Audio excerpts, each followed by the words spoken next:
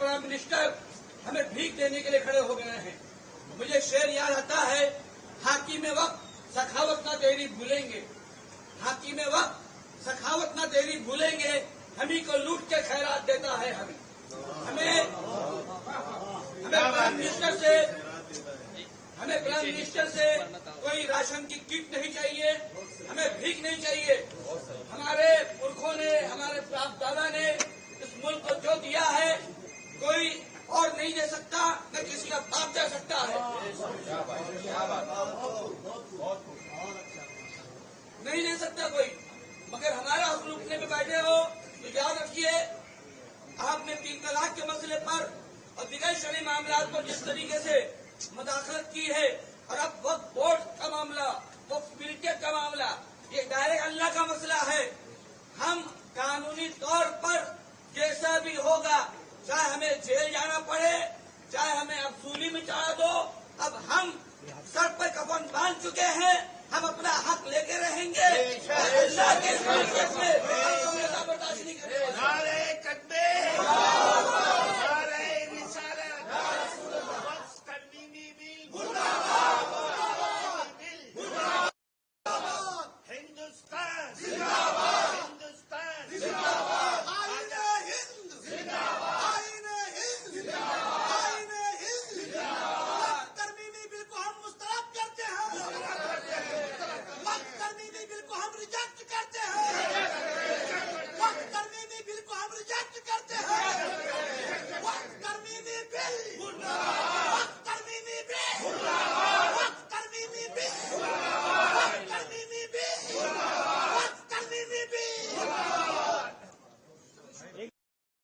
देखिए, ये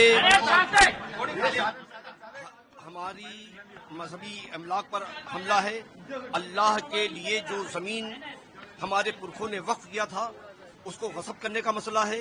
इसलिए हमारे उलमा ने ये फैसला किया है कि हम बहुत ही मजबूती के साथ कानून के दायरे में रहकर एहतजाज करेंगे, और जिस हद तक भी हमको जाना होगा हम जाएंगे। और इंशाअल्लाह ताला अनकरीब ये भी फैसला किया जाएगा कि सुप्रीम कोर्ट में इस मसले को हम लोग चैलेंज करेंगे। कश्मीरी जी, आप बताएं कि किस हद तक जाने की बात कर रहे हैं आप जो कानूनी हक है, सुप्रीम कोर्ट जाना पड़े वो जाएंगे। हमें जो कानूनी तौर पर हिंदुस्तान के दस्तूर ने एहतजाज का हक दिया है वो करेंगे। अगर हुकूमत हमको जेल में डालना चाहे जेल में डाले, हमें फांसी पर लटकाना है फांसी पर लटकाए।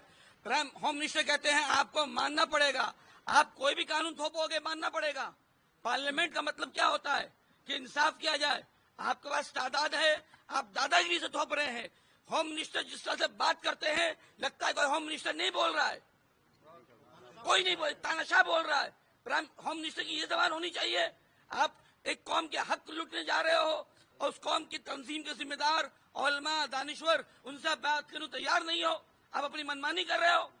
इससे पहले भी हुआ है, मानते हैं, लेकिन मशवरा लिया गया है। हमने तब भी कहा अगर कहीं गलती हो रही है उसको सुधारा जाए। इतनी बड़ी बड़ी तंजीमें हैं, इतनी बड़ी बड़ी खानकाह हैं, उनके साथ बैठक की जाए। नाम के लिए आपने एक कमेटी बना दी और एक सुझाव आप लेने को तैयार नहीं है। और मैं उन तमाम अपोजिशन पार्टियों को मुबारकबाद पेश करता हूं जिन्होंने ईमानदारी के साथ अपनी वोटिंग की है। और जो लोग हमारे वोट पर बिहार में हो चाहे दूसरी पार्टी के तेलुगु देशम वाले हो, जो हमारे वोट पर आए हैं वो इस बिल के खिलाफ, बिल के हक में नहीं गए हैं। इंशाअल्लाह वक्त आएगा वो खुद बिल में जाएंगे।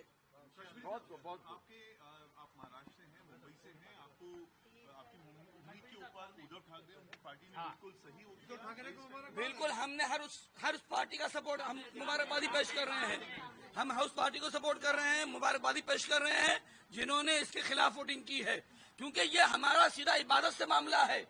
आज आपने इस पे लाए हो जिससे हमारे लिए नमाज फर्ज है, रोजा फर्ज है, हज और ज़कात फर्ज है, उसी तरह वफ़ की इमलाक की हिफाजत फर्ज है। कल आप रोजे पे आ जाओगे, परसों हज पे आ जाओगे, फिर कुर्बानी पे आओगे, तो क्या हमारी इबादत पर डाका डालना चाहते हो? अब तक 3 तलाक का मसला था, अब तो डायरेक्ट इबादत पे आ रहे हो। आप किससे पूछ के आ रहे हो? हम किसी के मजहबी मामला पे दखल नहीं देते। किसके बाप ने क्या छोड़ा नहीं छोड़ा, मगर हमारे बाप दादा ने अल्लाह के वास्ते छोड़ा है। आप कौन होते फैसला करने वाले? उद्धव ठाकरे जो हिंदुत्व की बात करते हैं फिर भी आपका समर्थन किया है तो उनका धन्यवाद करते हैं। सरकार कह रही है कि वक्फ धार्मिक मामला है ही नहीं।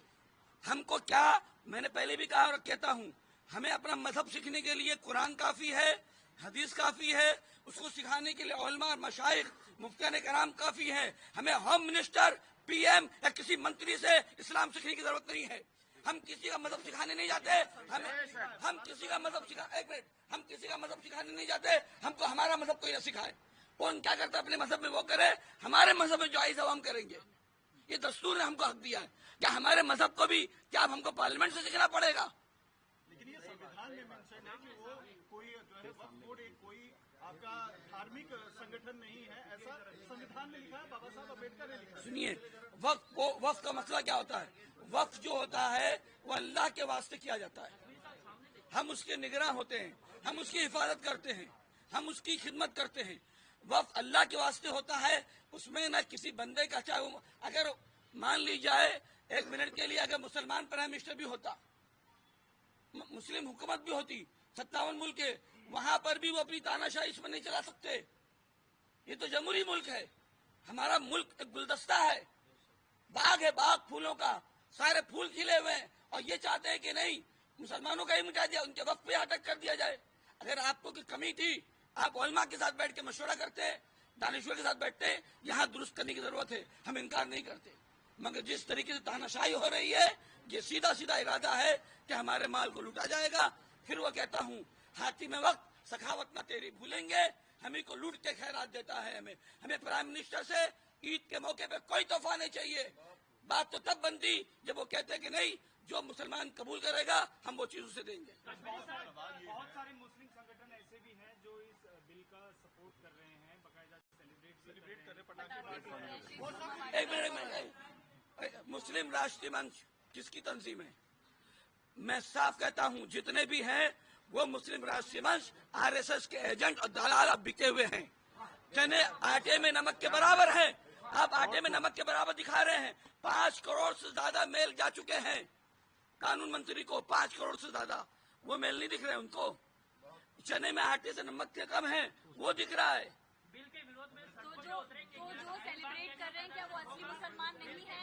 सड़कों पर उतरेंगे, शाहीन बाग जैसा प्रदर्शन होगा। जो भी कानूनी हक है हमारा, जायज तरीके से अमन के साथ हर वो काम करने को हम तैयार हैं जिससे फितना फसाद पैदा ना हो। आप कह रहे हैं जो भी करेंगे लोकतांत्रिक तरीके से करेंगे, जो आपको दिया गया है प्रोटेस्ट का तरीका। मैं जानना चाहता हूँ, कोई आपने डेडलाइन सेट करी है, कोई आपने तारीख है, कोई जगह तय की है, कब से शुरू करेंगे प्रोटेस्ट को लेकर? आपकी रूपरेखा क्या है, मैं ये जानना। अभी मीटिंग और भी चलेगी।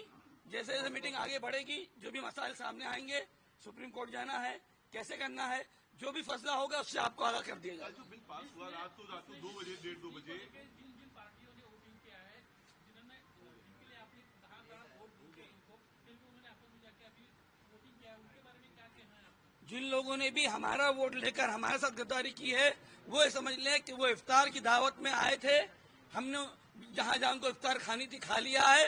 अब उसके बाद वो अपने ही बिल में जाने को तैयार हो जाए। आपके लिए सबसे ज्यादा जो बिल कल पास हुआ, कल उसका पूरा प्रारूप आया है, कल बिल का पास होने के बाद सबसे ऑब्जेक्शनेबल पॉइंट आप लोगों के लिए कौन सा है? देखिए, 2 है, 3 है, जो भी है। देखिए, सबसे पहले तो आप, हमको नहीं हक बनता कि हम किसी के मंदिर, गुरुद्वारा में, चर्च में मेंबर बने। आप कैसे गैर मुस्लिम के जिम्मे काम सौंप रहे हैं? वो क्या जानेगा कि इस्लाम में, शरीयत में इसका मकाम अहमियत क्या है? सबसे पहले तो सबसे बुनियादी पॉइंट यहाँ बन रहा है। और क्योंकि पिछले 10-15 टर्म है मोदी साहब का, जितने कानून आ रहे हैं, किसी एंगल से हमें इस हुकूमत पर भरोसा ही नजर नहीं आता। जिस तरह नफरत का बाजार गर्म है, तो हमें आप पहले विश्वास जीतते ना।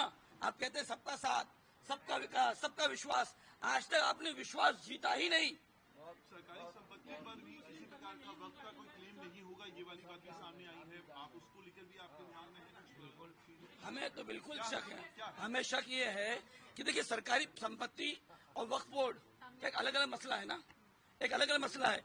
जब सरकारी संपत्ति अगर साबित करने की बात आएगी तो आपको भी साबित करना पड़ेगा, वक्फ बोर्ड को भी साबित करना पड़ेगा। लेकिन जो पहले अधिकार थे उसको खत्म करके उसको ऐसा आगे दिया जा रहा है जिससे लगता है कि सरकारी संपत्ति छोड़ दीजिए। हमें ये साफ खतरा दिख रहा है कि बहुत सारी मसाजिद मदारिस और खास तौर दरगाहें मुसलमानों की साफ खतरे में नजर आ रही हैं। कल पार्लियामेंट में 12 घंटे डिबेट के दौरान सरकार का ये तर्ज था कि वक्फ ने गरीब मुसलमानों के लिए कुछ नहीं किया है और इस बिल से गरीब मुसलमानों का फायदा होगा। ये तर्क जो है सरकार दे रही है। अरे गरीब मुसलमान छोड़िए, मोदी साहब से पूछिए कि पिछले 13-14 साल में हिंदुस्तान के गरीबों के लिए क्या किया है। पहले उनकी फिक्र कर ले, गरीब मुसलमानों की फिक्र बाद में करना। पहले पूरे हिंदुस्तान की फिक्र कर लें। उन्होंने जो कुछ किया है अपने दोस्तों के लिए किया है और अभी भी अपने ही लोगों के लिए कर रहे हैं जो उनके 4-5 चमचे हैं। हमारे लिए न मुसलमान के लिए कर रहे हैं, न गैर मुस्लिम के लिए कुछ कर रहे हैं, न हिंदू भाइयों के लिए कुछ कर रहे हैं, देश के लिए कर रहे हैं। आप ये मानते हैं कि बोर्ड में जो जमीन के कई मामले हैं, कई ऐसे मामले अटके हुए सालों साल उस पर जिरा होती है लेकिन कोई फैसले नहीं आते, इसमें सुधार की तो जरूरत है। देखिए, मैंने पहले कहा कि जहां पर भी आपको तरमीम करनी थी, कोई कानून लाना था, तो अपोजिशन के भी लीडर मौजूद थे। मुस्लिम पसल्ला है, जमीयत उलमा है, रजा एकेडमी है, सुन्नी जमीयत उलमा हिंद है, तमाम दानिश्वरों को बिठाते यहाँ कमजोरी है, इसको दुरुस्त करना चाहिए ताकि वो बोर्ड मजबूत हो, लोगों की मदद हो सके, इनकम आए। आपने अपनी मनमानी की है। कल में वो खातून है, क्या बोलते हैं, पार्लियामेंट में समाजवादी पार्टी से इकरा, उनका बयान सुन रहा था। उन्होंने जो बात रखी है, आप कहते हैं औरतों के लिए, अरे पहले अपनी पार्टी में औरतों को तो जगा दो, मुस्लिम औरतों को। कितने MP है आपके वहाँ? बड़ी औरतों की हमदर्दी जाग गई आपको। ये तो ऐसे ही लगा है मुझको, ये तो ऐसे ही लगा मुझको जैसे भेड़िया आ जाए और कहे मैं सबकी रखवाली करने आ जाऊं।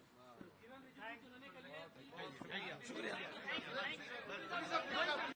पर कब्जा करने की कोशिश है। जिस तरीके से अंग्रेजों ने इस मुल्क को लूटा है, अब मोदी हुकूमत मुसलमानों की जमीन को लूटने की कोशिश कर रही है। अब इसकी बुनियाद पर विरोध कर रहे हैं। लगातार एक समुदाय को जो है निशाना साधा जा रहा है।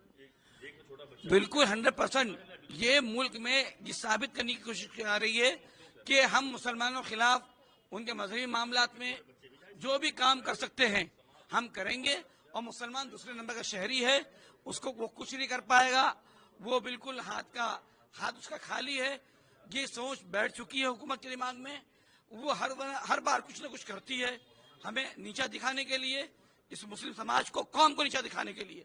मगर उन्हें समझना चाहिए जितना इस मुल्क में 80 करोड़ हिंदू भाई हकदार हैं, उतना ही मुसलमान हकदार है। उन्होंने बड़ी कुर्बानी दी है मुसलमानों ने।